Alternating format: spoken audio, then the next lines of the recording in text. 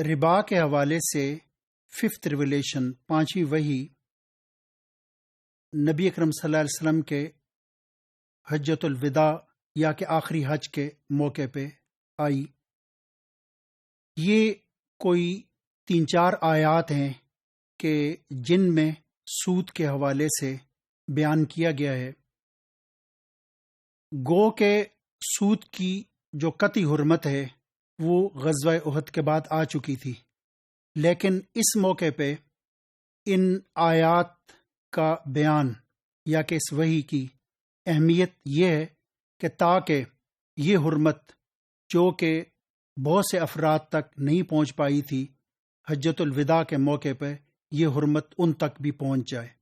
گویا کہ یہ ایک قسم کا اعلان عام تھا کہ تاکہ تمام لوگوں کو سود کی حرمت کے بارے میں پتہ چل جائے اور آئندہ سرزمین حجاز پہ سود کا کوئی کاروبار اور لین دین نہ ہو۔ یہ آیات سورہ بقرہ کی 278 سے 280 تک ہیں۔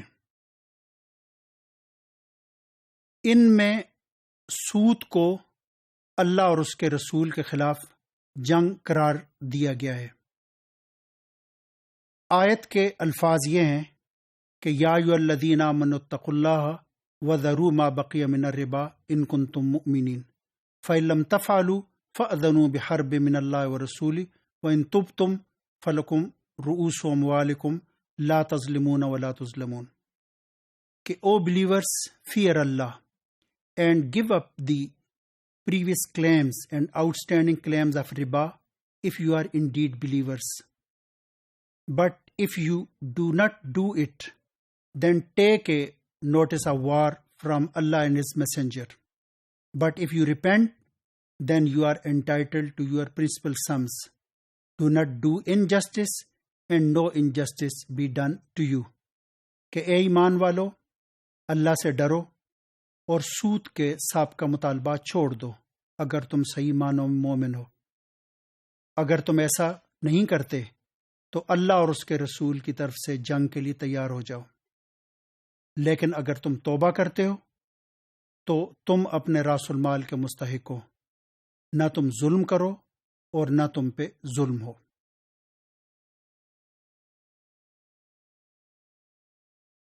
یہاں پر ایک بات یہ بھی کہی گئی ہے کہ جو کریڈیٹر ہے ہی از انٹائٹلڈ ٹو ہز پرنسپل سم، یعنی اس کا مطلب ہے کہ جو کہ اس کی جو اصل رقم ہے وہ ضائع نہیں ہوگی اور وہ اپنی اصل رقم کا مستحق ہے۔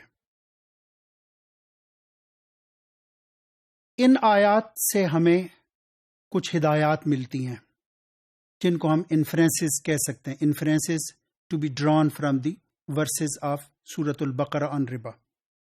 پہلی چیز یہ ہے کہ اس میں یہ بتایا گیا ہے کہ ربا قرض کی اصل زر پہ اضافہ ہے۔ یہ قرآن کی اس آیت سے ہم نے لیا ہے کہ فَإِن تُبْتُمْ فَلَكُمْ رُءُوسُ أَمْوَالِكُمْ، کہ اگر تم توبہ کرو تو تم اپنے راس المال کے مستحق ہو، یعنی جس کا مطلب یہ ہے کہ جو بھی رقم راس المال سے اوپر ہوگی وہ ربا ہے۔ دوسری جو ہدایت ہمیں اس آیت سے ملتی ہے وہ یہ ہے کہ Quran has made no distinction between small increase and large increase, یعنی اس کا مطلب یہ ہے کہ اصل زر پہ اگر اضافہ کم ہو یا زیادہ ہو یہ ایک بالکل میننگ لیس چیز ہے یا کہ انسگنیفیکنٹ ہے۔ جو بھی اضافہ ہے وہ ربا ہے، چاہے وہ کم ہو یا وہ زیادہ ہو۔ اسی طریقے سے Quran does not make distinction between the consumption loan and the production loan, یعنی جس کا مطلب یہ ہے کہ اگر آپ نے جو قرض دیا ہے وہ ذاتی ضرورت کے لیے دیا ہے، جیسے کہ علاج کے لیے، تعلیم کے لیے یا کسی اور اس طرح کی، اس پہ جو آپ اضافہ لے رہے ہیں وہ بھی ربا ہے، اور جو آپ تجارت کے لیے کسی کو جو دے رہے ہیں اور اس پہ آپ ایک متعین اضافہ لے رہے ہیں تو وہ بھی ربا ہے۔ تو اس سے ہم یہ اندازہ کر سکتے ہیں کہ Quran does not make any difference اور distinction between the consumption loan and the production loan.